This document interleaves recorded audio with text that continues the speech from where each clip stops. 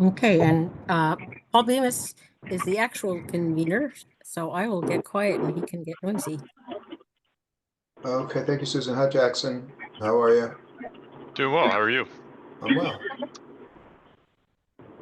Um, I'll just do a brief intro really at 3 o'clock and then pass it over. I mean, it is 3 o'clock, so I guess we could get started. Um, Again, this is a subcommittee. It is energy focused, energy town, energy focused. The thought behind this series that we're doing is to share information amongst one another with respect to energy committees and energy work in the various towns that comprise New Hampshire. And this month, with that in mind, we're going to be listening to Jackson Kaspari. Jackson is the resilience manager in the city of Dover and has done quite a bit of work. I've been looking at some of your work, Jackson. I gotta commend you on your thoroughness on this topic. That's a lot of work you've been doing. So he's going to talk to us about whether we should be looking at energy committees, how to make them more efficient, or maybe an energy resilience team, what have you, and take us through some of the work they've done in the city of Dover. Thanks, Jackson, for joining us today. Yeah, thanks so much, Paul, for that really kind introduction, and good to see some folks I've met before, and nice to meet some of you that I haven't had the opportunity to run it.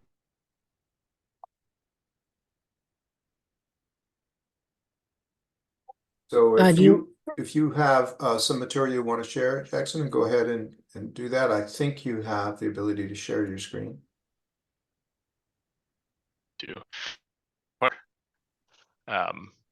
that has been essential for making this happen. I feel like my internet connection is frozen. Well, we're still seeing your full video. Okay, so good. Not I'm totally back. frozen. Yeah. Okay. Well, as long as you can get my audio, that I guess maybe that's the most important thing here.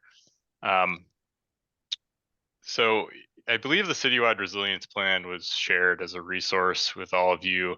That document has a major energy focus and was produced in conjunction with a variety of committees, but the Energy Commission was very critical in providing guidance at the formation of that document. And it was really meant to be supplementary to the work we've outlined in our master plan chapters. And there's a lot of emphasis on making sure we weren't reiterating things, that it would provide a lot of additional value and direction with a series of actionable items, 32 to be exact, that we could then bring to the city council and try to get their support and lay the foundation for a lot of the projects that will be coming to the council very soon.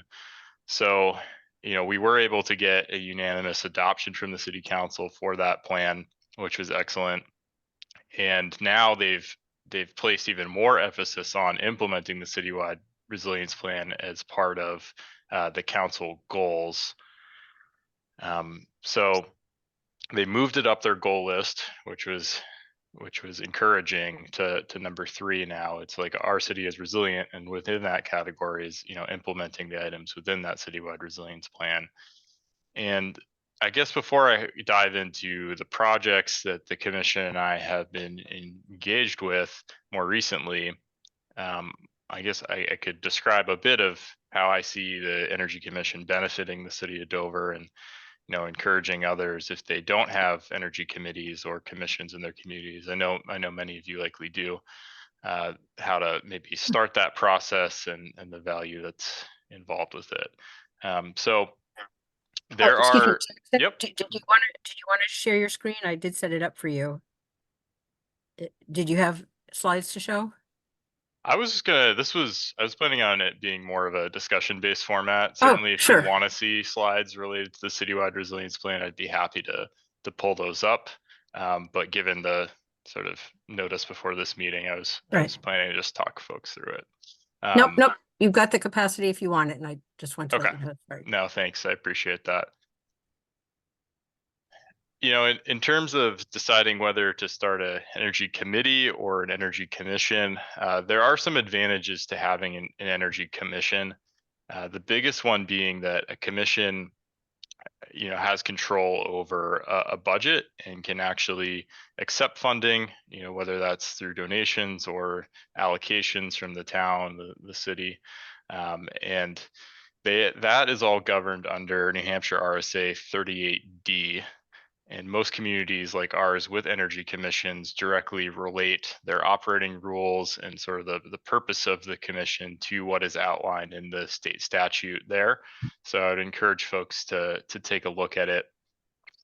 And in terms of starting the process, you could approach your selectmen or your select board or your city councilors as an initial step. But I would also encourage folks to talk to their town or city administrative staff, whether that's Mikesville. Planning department. Hey, David, how you doing? Very well. Or Good. Hey, I just got an email from Savvy Bowman saying that she would be David, able could you to mute, do please? our Sorry to have to call ask at you that. Thank you.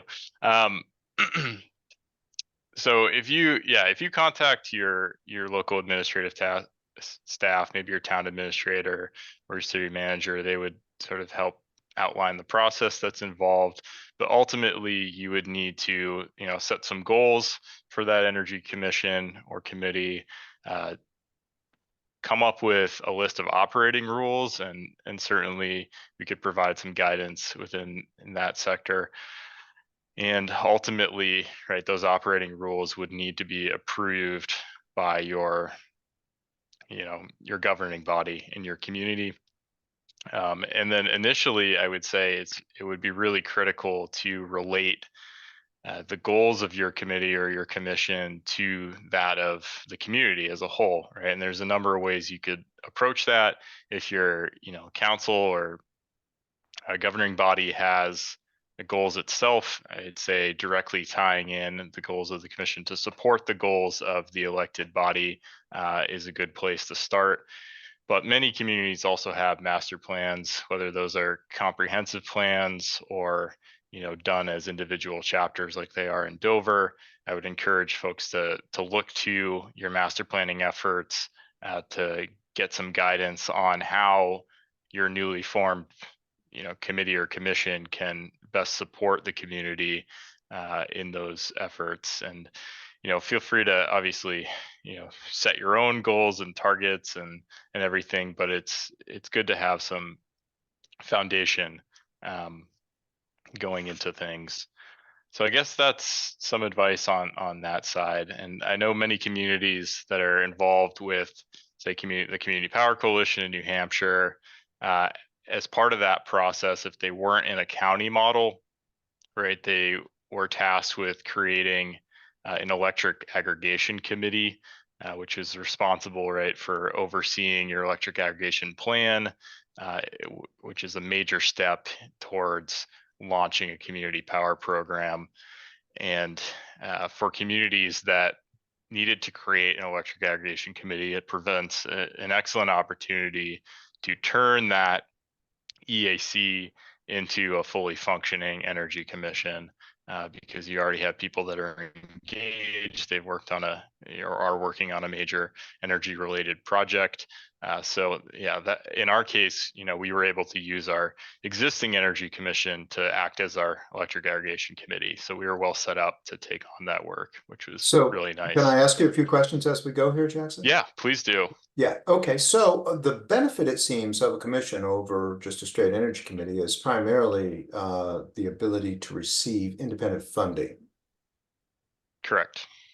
So that means you could get grants, it wouldn't have to flow through, for example, in our case, we're a select board, we don't have a city council, so it would flow directly to the commission and not have to flow through the select board to the energy committee, correct? Well, so there are some rules in 38D that govern it's amount based. So over a certain threshold of funding, you would still need a vote by your governing body to accept that funding, but then it would be under the sort of jurisdiction of your energy commission in its own, budget line item. Okay. But yes, you're right. I think that is the biggest advantage. And I don't know, I might call on Bill here. Bill, do you have any perspective on commissions versus committees? I know you've advocated for commissions in the past.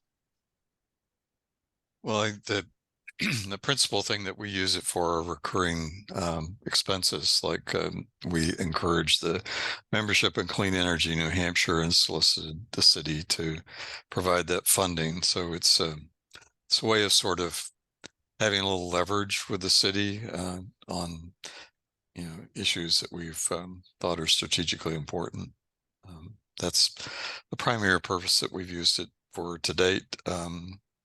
Any of the projects the city takes on are usually pretty large scale and require significant funding that's always going to have to go through the council. So not too important in that respect. And most of the other things that we've done, like EV shows, are actually done at no expense to us.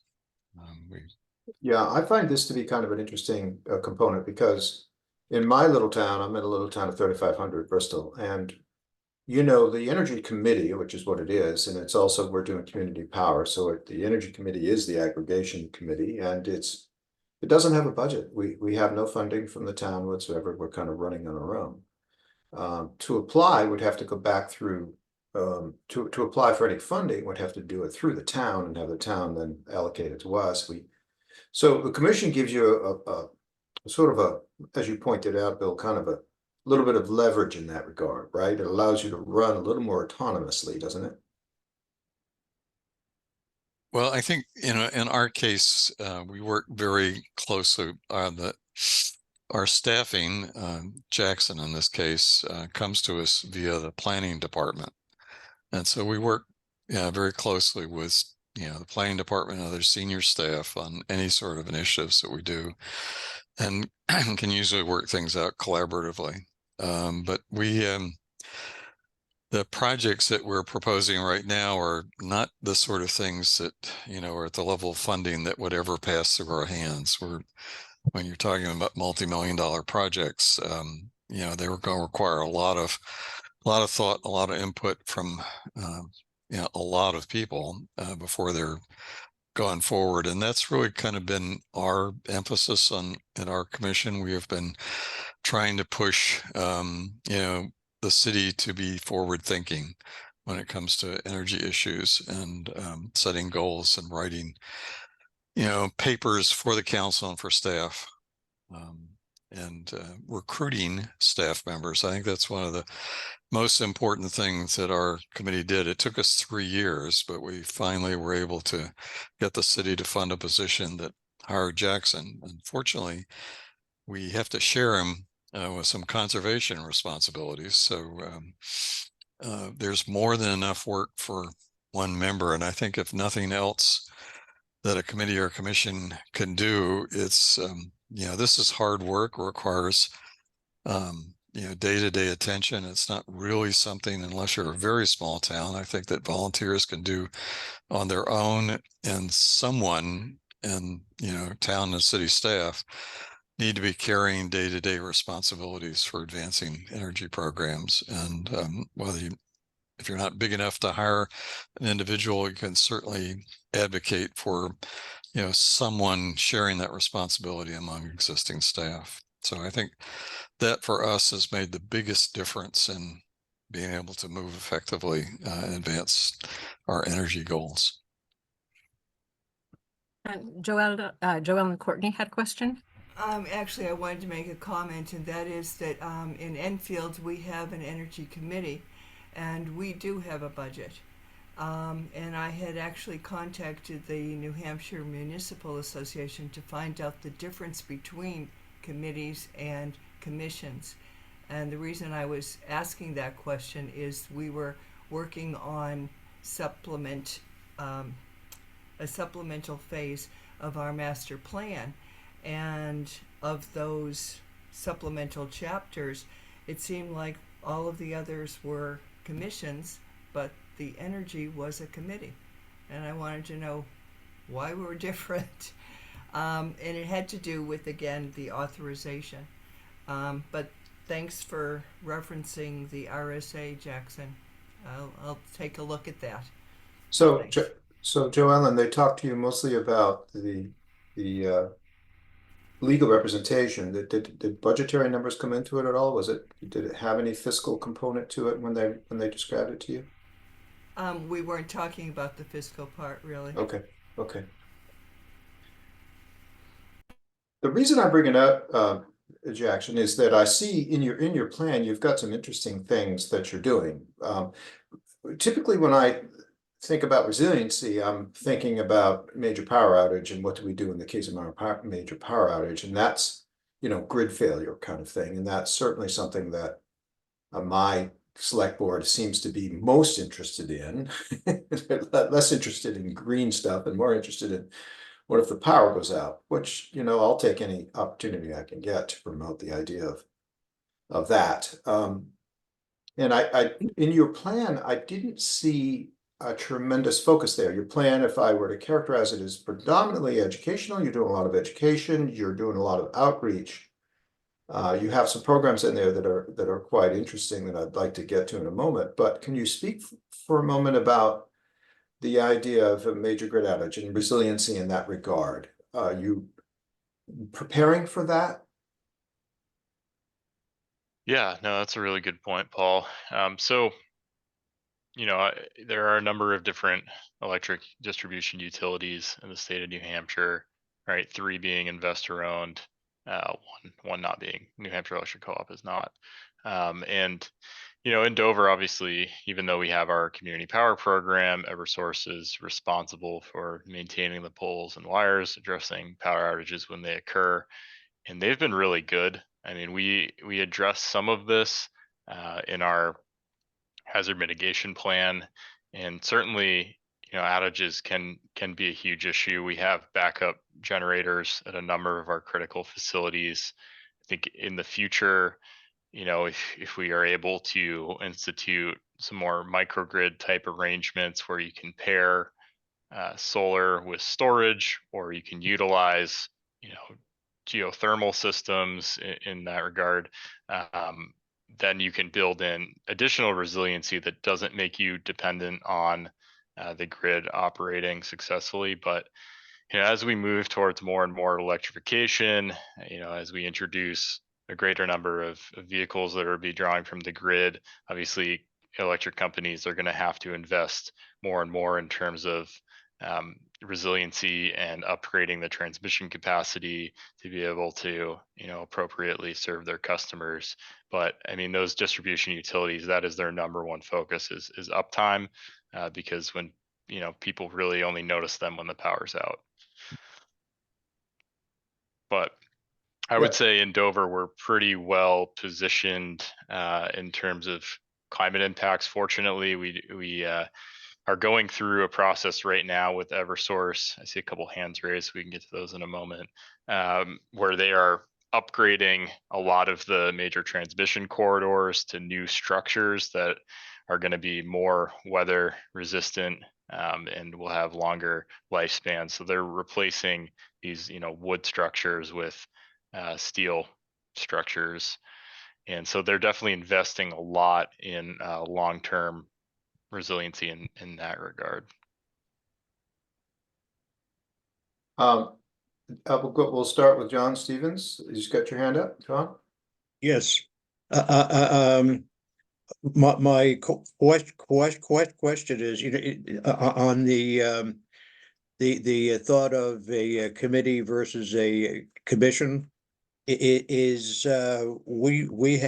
have been a committee since 08 or 09, something like that, but we have gone to the town and gotten several projects, like the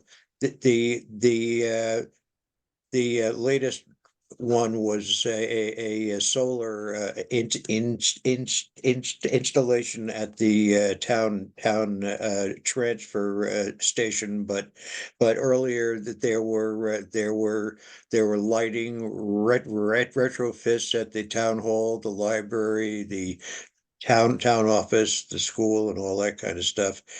and those bills were sent to the town, and the town paid them. So that is kind of I'm not really sure of what a commission would do for us. And there's probably something, but I don't know what now. You know? No, that's fair. I mean, if you have a committee that's working well with your town as it is, and they've been supportive of ensuring that these projects are happening. I mean, that's the ultimate goal, is just to have a group of dedicated volunteers that are helping to be community champions for these advancements in our energy infrastructure. So if you're Okay. accomplishing that, then you're accomplishing it, right? I mean, that's the most important thing. I just wanted to make sure that we were doing what we need to do and we're not losing something, that's all. Yeah, it doesn't sound like you really are. And it sounds like in Joanne's case, I mean, she brought up the fact that their committee was able to get some funding. So I think there's ways to do it with the committee that are just fine. I've always just heard and had the understanding that, a commission has a little bit more power. Like, for example, our conservation commission, because of some innovative funding strategies, maintains a $1 million plus conservation fund, which they would not be able to do as a committee. That's less common in the energy sector, but that's why generally you have conservation commissions and not committees. Yeah. Oh, and Paul, Yeah, I just about 25 minutes ago, I emailed you a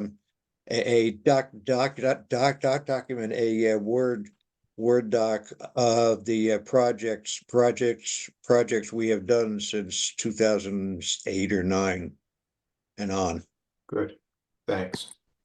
So I don't know whether that fits anything, Yeah. that you're thinking. Yeah, it's good. I can share it with the group. Yeah, our like our what am I mechanism picture, whatever, is we did projects for the town.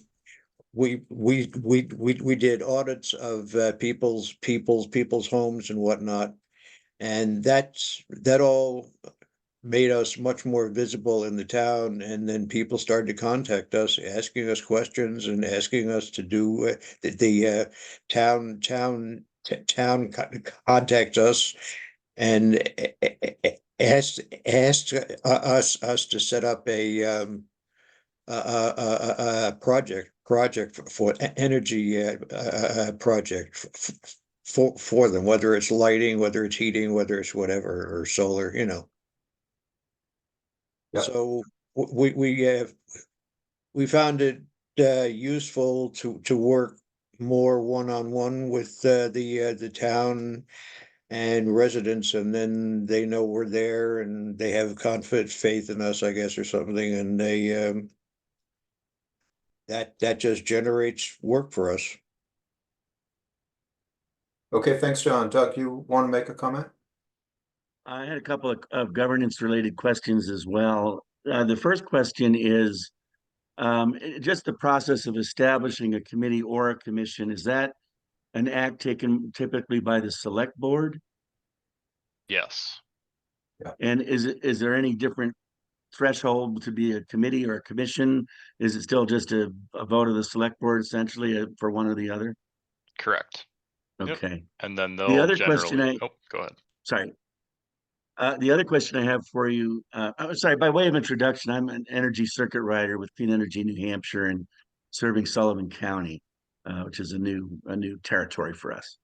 And one of the towns that I'm working with there has a community or a power aggregation committee, a CPC committee, and they've just approved to join to become a community power coalition town. So they have that structure in place, and so I said to them, well, maybe now you want to think about transitioning over to a commission or a committee. And their first reaction is like, well, why do we need to do that? We're already doing that anyways, under this different title, even though, of course, the specific mandate around power aggregation is different. But could they operate? It sort of sounded like if an energy committee is doing the power aggregation stuff, they have the kind of the mandate and the capacity to work that way. But can you flip it around, and would a CPC committee have the same mandate and latitude? Yeah, that's an interesting point that you bring up, Doug. I think there would be some advantages to formalizing them as a energy commission or a committee, just because that would introduce a broader scope of responsibilities as defined by state statute. EACs, as you brought up, have sort of a really specific focus, right? To be engaged with launching a community power program and involved with all that. But a commission is going to have a broader look at things that are going to be, go beyond the electricity side to all portions of energy that you could really think of. And having, some operating rules and goals that address more than what the state has defined for EACs could be definitely advantageous when bringing forward different types of projects in the future to the governing body. Okay, so it sounds like to be in line with this, the letter as well as the spirit of the regs, it would be best for them to switch over, I just think to so. avoid any Yeah. technicalities down the road. Yeah. Okay, thank you very much. Sure, Steve? A day-to-day operating question that I'm on the House Energy Committee, and we've been pretty effective in doing a lot to save the town and residents money, and in the process getting things more renewable. And we're at the phase where we're struggling with how do we get more participation in our outreach. So I'm interested in clever ways where you get bigger audiences. I mean, when we do a session, we may get 10, 20, maybe 30 people at most at an event when we're doing an education event. And we're struggling, and we do a little bit on social media. We're now at the point where we're talking at the economics classes at the high school, so the kids go back and talk to their parents. So I'm interested in any clever ways people have gotten broader outreach to the busy members of the community who have Steve, just Yeah. a question, Steve. Do you write and do you use video and social media of any kind? Do you do that kind of work? We do a little bit on social media, usually to publicize other events. Most of what we do is I'll call it workshops or seminars for those that are interested, and we publicize them on the Hollis Brookline News, which is the Rotary's weekly newsletter over here, and we publicize them on our website and some of the, on our Facebook page, but more broadly on some of the community Facebook pages. We're a bunch of old dumb engineers and not necessarily social media savvy folks. We have one person who seems to be most effective at social media for us. I can tell you how to do it. I was vice president of marketing for a long time in high tech. I can tell you how to do it, but it takes manpower to do it, or people power, woman power, whatever. Well, we have a lot of our members are active. We're fortunate in that regard. So one of the things I use a lot, just so you know, and been pretty successful with it, is audio annotated presentation stuff that you can put on a site and leave it there, like your town site, and just leave it there and let people go there, and also hyperlink to it. So whenever I create material, I try to deliver it in many different ways. First, you write it out so you can put it in the newspaper and put it in papers or put it anywhere. Number two, you do an audio track to it using something like I use Camtasia. You don't have to use Camtasia. I think you can audio annotate PowerPoint if you wanted. So audio annotate it, make an MP4 out of it and stick it on your website. And then the third thing you do, of course, that you're already doing is try to say the same stuff to anybody who will come listen to you any way you can. Now, and by the way, do these things periodically, like monthly, which is very difficult to do, but that's how you do it. It's a question of being able to do it, and having the people power to do it is really the challenge. Okay, I mean, I guess I'm trying to figure out how we get from 20 participants to 200, You need a bigger town, Steve. You need a bigger town. Maybe we'll collaborate with some other towns. There you go. I don't think that's a bad idea. I mean, one of the Load. reasons I started this thing is because we have this LES event every year, but there's no opportunity for us to work together collectively at a single event other than that event. Now, at some point, I'm going to co-opt that event, but I haven't had the time to do it yet. But I think there should be some kind of event where we get together in person and talk about what we're doing and encourage one another and try to get people to attend it as a single event at a specific location. That's just my thought. Is there some place where we can share content? For instance, we record our seminars that we do and we post those, and that we just have one on electrification, right?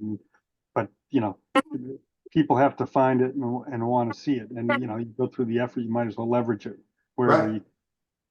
Well, Susan, we must be able to do that, right? We can share it. So that's a Mary Beth and Patsy question. They're both Yes, on. we can. Yes, we can. Yeah.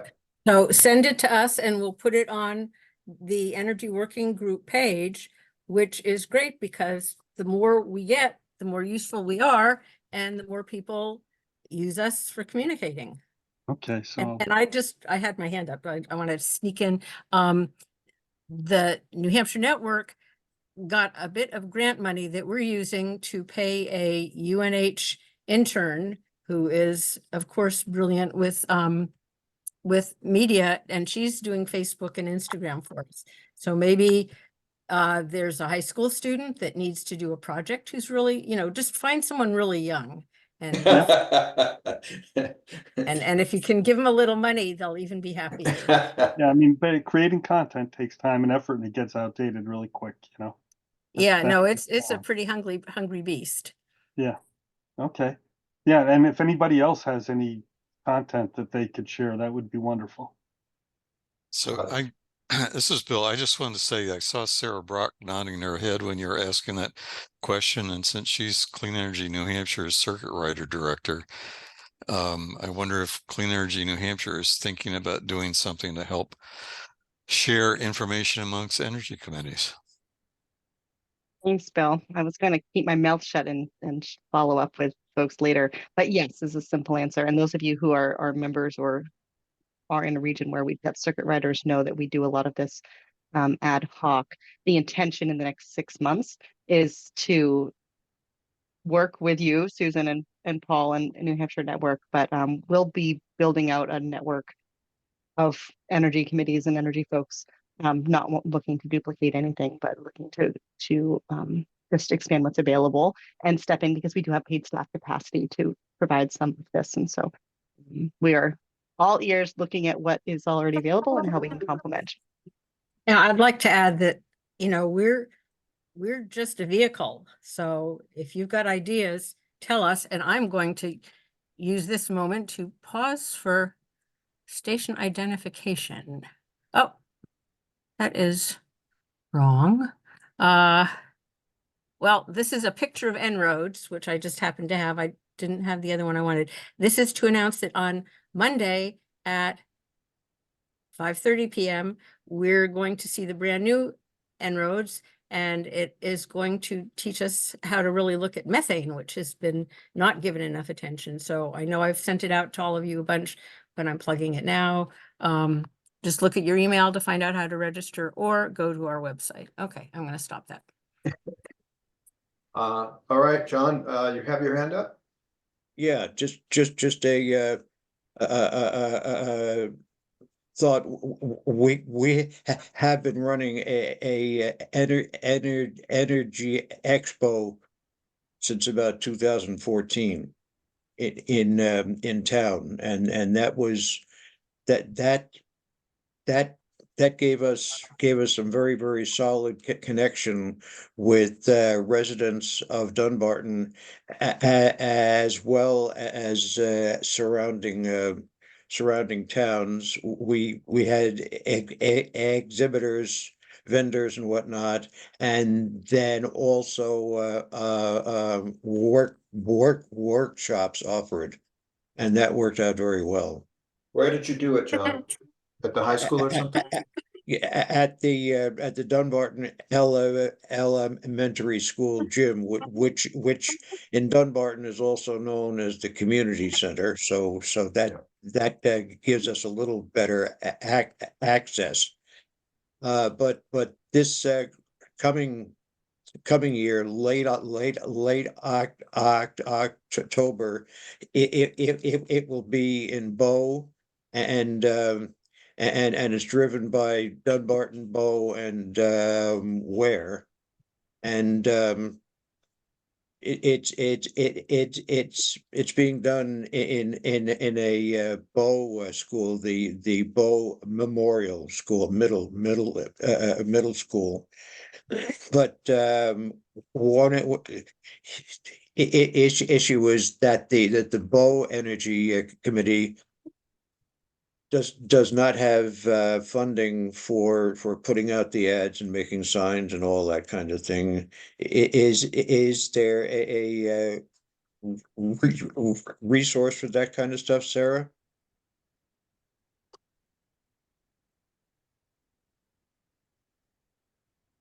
My audio cut out at a bad moment.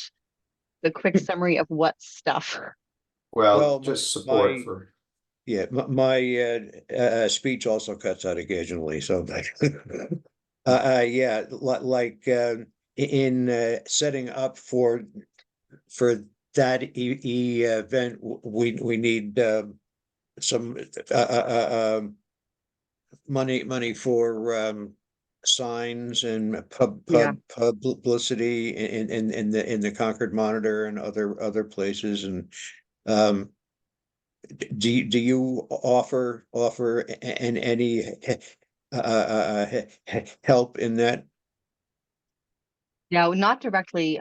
Historically, I've always sent folks to New England's Grassroots Fund for support for events like that. I'm not familiar with their more recent available funds. The other is that we often encourage energy committees to seek sponsorships from the local bank type of situation. We have run into, I remember a few years ago, a Kearsarge Climate Action Group did a expo similar to what you've been running, John, and they had a structure that didn't allow them to have the town accept funds. So they approached, at that time I was at Vital Communities, but we as a organization at Vital Communities were a de facto fiscal sponsor for just that event. And so all of the, they went out and they got sponsorships from a couple local businesses. Those businesses sent their money to Vital Communities, and the volunteers submitted to Vital Communities either directly invoices or receipts so that we could reimburse them for those expenses for something limited. And if there was ever an energy committee that needed something like that, Clean Energy New Hampshire has not yet, but conceptually could do that sort of thing. And there may be other local nonprofits that would provide a similar service if the town, for whatever reason, couldn't handle that. Yeah. Bow's committee is relatively new and just got kind of started. Dunbarton's treasury or account still has money in it from vendors paying for site and whatnot. Plus also when we were doing the home audits, there were residents that were grateful would give us $150 or something like that for our work. But that is sort of to the side. Bow is going to need some kind of funding, which I think Dunbarton can supply, but I was just looking for alternates, you know. That's it for me. All right, Doug, you had your hand up? Yeah, just one more quick governance question, and this one is about the size of the committee. And it may be that the answer is, the proper size is whatever you can get to have a quorum, and the more the merrier. But is there, we've seen it, I think some, suggestion that 7 might be an optimal size, but do you have a view on this question of if someone was starting from scratch, what they would look for as as kind of the right size in between? Yeah, so I'll say that 38D3, which governs the membership for energy commissions, the commission shall consist of no fewer than 3 members and no more than 10. And we've used 7 for a lot of groups in Dover, which seems to work quite well. Bill had brought up in the past, which has been really helpful, adding some additional alternate members to the Energy Commission to, basically grow the number of people that are involved, and then ensuring that we don't usually have issues with quorums, but it's helpful to have some alternates that can fill in if they're, our regular members that are going to be absent. And another thing that the Dover Energy Commission has spearheaded, which has been, I think, really successful, is splitting up that membership into sub-quorum like work groups or teams that are focused on specific issues, right? So there was one that's been dedicated to community power, another that's been looking at municipal energy generation and energy efficiency, another that's been looking at transportation, and then a fourth that's been focusing on sort of the net zero greenhouse gas emissions side of things, which obviously is very tied to energy. We don't have a separate sustainability committee or commission in Dover, so between our energy commission and our conservation commission, they kind of take on all the work. But yeah, that's something I would recommend folks maybe thinking about. And the nice thing about that is that these teams are, like I mentioned, I think sub-quorum, so they can meet and work on things outside of regular meetings without inadvertently initiating a meeting under the rules. So Jackson, I have a question for you. By the way, for those in attendance, I put in the chat the hyperlink to the City of Dover's resiliency plan that was adopted, and in there I found a section on the PACE program. Now, PACE, for those of you who aren't aware of it, is a property assessed clean energy program. And that has been introduced in 2009. And certain states have used this thing really quite effectively. Now, as many of you know, to do work on your home, such as solar or whatever, oftentimes energy related, even insulation, oftentimes the issue always is first cost. That's usually the issue, is first cost. How do I overcome the 20 grand to put the solar cells on top? What a PACE program does is it ties economically, it's basically a financial instrument that ties the payback of the loan to the property itself and not the individual owner. This I always thought was really key, because many times when people take a look at something like solar, their initial reaction is, well, look, I'm not going to be here long enough to earn back, to cross over the payback. If the payback is 10 years, I may not be here in 10 years, so I'm not doing it. What PACE does is it ties the improvement to the property. And so when the property changes from one to another, the instrument goes with it. It's been very effective in Michigan. They've been broadly used in Michigan and other states. So my question to you, Jackson, is have you begun to use it, and has it been effective for you? First of all, I couldn't find anything in the state of New Hampshire that even said we could do it. So I'm glad to see that you can do it, because you've proven that. And now the question is, are you getting any uptake on it? Yeah, thanks, Paul. I think there is a lot of potential for PACE in New Hampshire and other states. Massachusetts implemented PACE a few years back, and they've had some major projects utilize it. However, they run it not on a municipality-based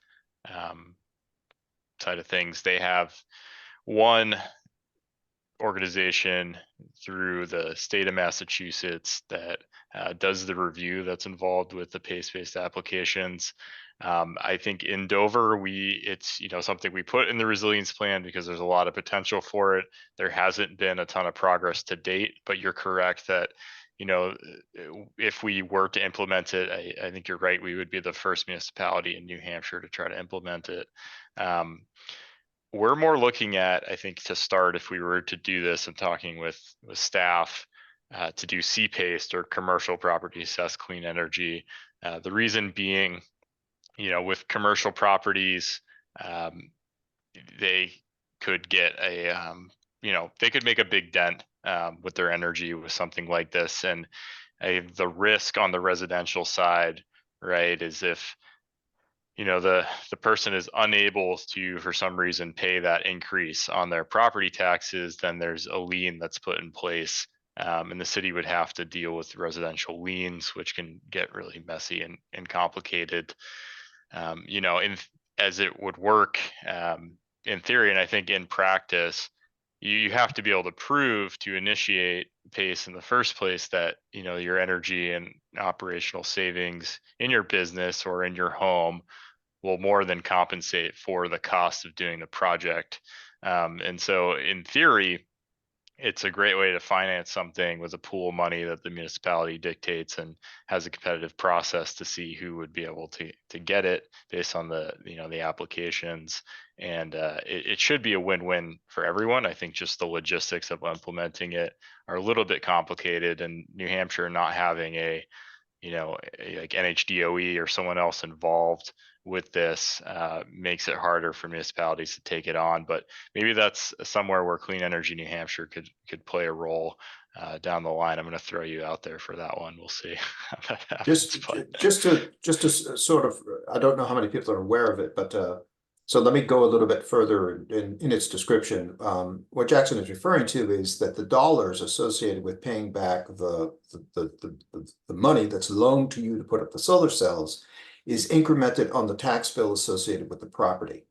So if your tax bill was $1,000, it would be incremented by an amount that allows the payback to be quite long. You could pay it back over, say, 20 years with an increment that is set on your taxes per year, and that would stay with the property, as do the solar panels or the insulation or everything else. The argument is if you're improving the property, then the tax base should reflect that and therefore should become part of it. Now, it does turn the town or the entity, the governing entity, into a bit of a loaning institution. And so, as Jackson pointed out, there'd probably be a certain amount of money set aside to do this. And the implementation of it is done through the tax system in the town, which requires some overhead associated with it. The flip side is that the town has the opportunity to fund doing it. And if they're nonprofit break even, then it's a funding instrument to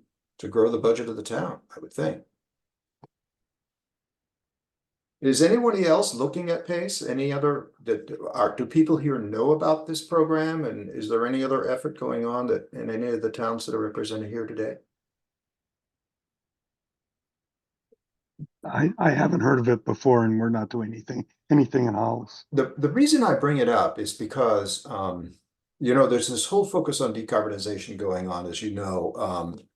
I'm getting it from everywhere, decarbonization, right? And that is shifting us away from fossil fuels in our homes, in our businesses, everywhere. The fundamental shift away from fossil fuels as a mechanism to heat and cool, or mostly heat in our case, our homes, and go electrification. Now, in order to do that, there has to be a pot of money set up to do it. And that's challenging to do one at a time. It's challenging to do it, but putting something like PACE together with this green bank that is becoming available. And I think you're right, Jackson. I think New Hampshire DOE needs to be in the room to have this discussion. But it feels to me that there's financial instruments like the PACE program and money that's becoming available at low cost and an opportunity to get people over the hump of first cost associated with decarbonization. That's kind of what I am thinking. John? Yeah, just a quickie. I have another meeting starting shortly, so I am going to have to bail out now. Just we also brought community power to the the selectmen, and that was presented at the town meeting, and it's approved. So. Good. So all that, and thank you for the information, and see you later. Okay, thanks, Thank John. you. Doug, Right. you had a comment you wanted to make? You're on mute, my friend. Doug, you're on mute. We can't hear you.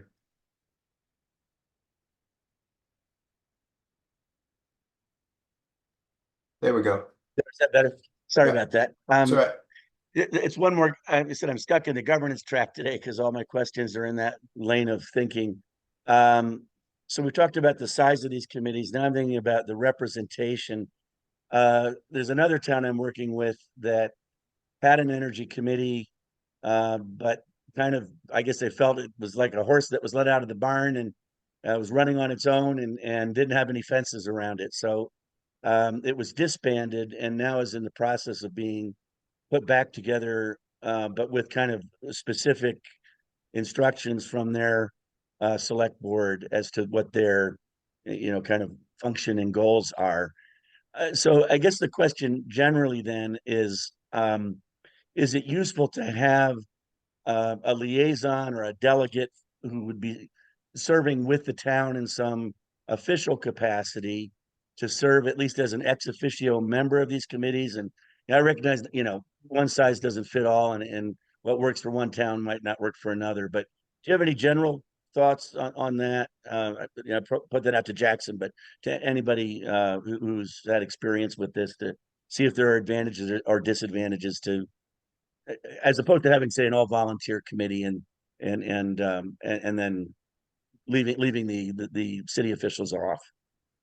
Yeah, Doug, that's a great point. If you can have a staff person, provide some level of support to your committee, that's going to be a huge advantage, just because they'll be familiar with, say things like procurement policies or who they need to talk to internally to make things happen.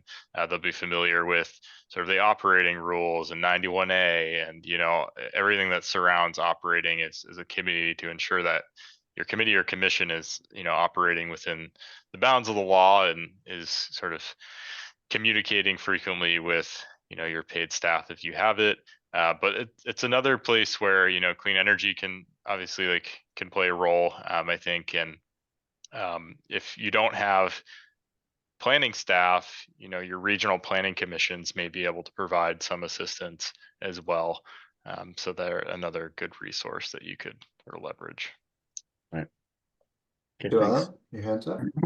We have in Hollis, most of the committees have a select board representative on them. And it helps, and it's and also a challenge sometimes, but I think it's an upside primarily. It keeps a select board appraised of what we're doing. We use them as a conduit, so some of it depends on how you use that select board member, and we also have the town administrator is on our commit, represented. She doesn't always attend, but that relationship's established, and it just makes getting things done easier. And then, of course, we're proactive about communicating what we're doing so that they can't forget about us. And so, Joanna? In Windham, our Energy Committee was set up with a member of the Board of Selectmen on the committee. And that person shows up at about a third of the time. But I was interested in the commission versus committee aspect from a money perspective. We're a committee, and doing anything takes a long time. We just finally approved a bid to upgrade our streetlights after working for 4 years to coordinate getting the RFP, and having enough bids in response, and working with the Board of Selectmen, repeatedly presenting to them to get rebate, to get permission to have the town administrator go ahead on it. In theory, it should be working, and in practice, we've put solar panels on our library, and we've now are starting to upgrade our streetlights after 4 years of working. If we had a budget and more a better process, we could be saving the town a lot more money. That's what they're really interested in, but in their caution and not real awareness of what's going on in the committee and how much money could be saved. It's taken us a long time to actually do things. Joellen? Okay, for two things. One, the plus is that a year ago, at our town meeting, or I guess it was 2 years ago, our select board expanded from 3 members to 5, which meant that we were then able to have a select board member as part of our energy committee. The downside is that person is not an ex officio. That person is an actual member.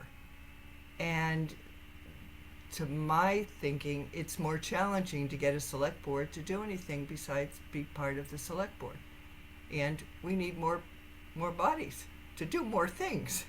Yeah. So, but it's great because now the select board has a much better idea of what we're doing, and we keep getting kudos. So that's the good thing.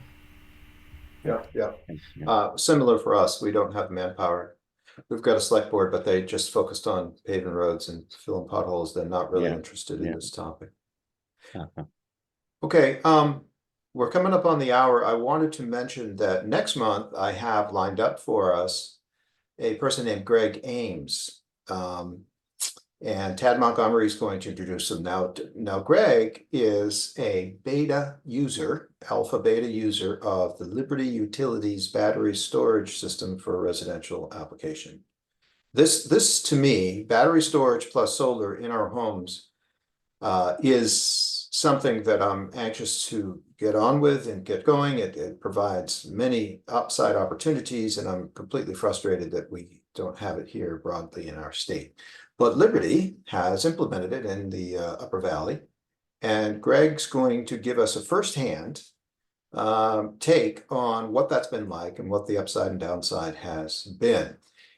He's a pretty educated guy, mechanical and electrical, and is I think working on his master's in EE at the moment. So could be interesting to understand the ins and outs of how that all works.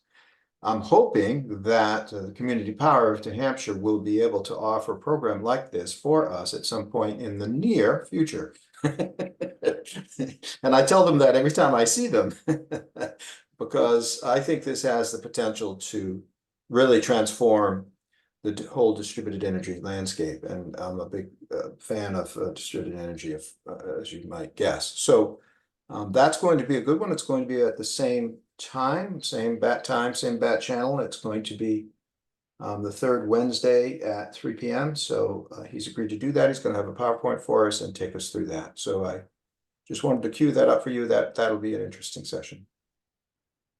Is that a residential program only, or is it also commercial and industrial? I think it's residential only at the moment. Okay. Now, I don't know if you're familiar with Green Mountain Power's program, but the Green Mountain Power program has been so successful that they've gone to their PUC and asked for more of it. I mean, this thing has been widely successful in Vermont, and why we can't get it over here frustrates the hell out of me. But I'm hoping, the Community Power of New Hampshire will get their arms around this eventually. I think they will.